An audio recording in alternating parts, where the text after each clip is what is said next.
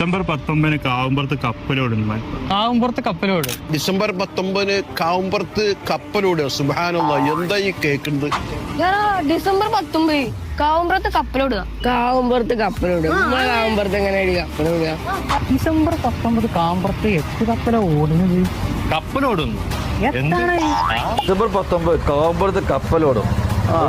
Bus autos വേണ്ടേ? അതിന് വെള്ളമൊക്കെ കാവുമ്പുറത്തുണ്ടോ? അത് ബസ്സിന് ബസ് വേണ്ടല്ലോ, കപ്പലിൽ പോയാൽ മതി നമുക്ക്. ഇപ്പൊ പൂള കച്ചവടത്തിന് കപ്പലിന് ടിക്കറ്റ് എടുക്കണ്ട.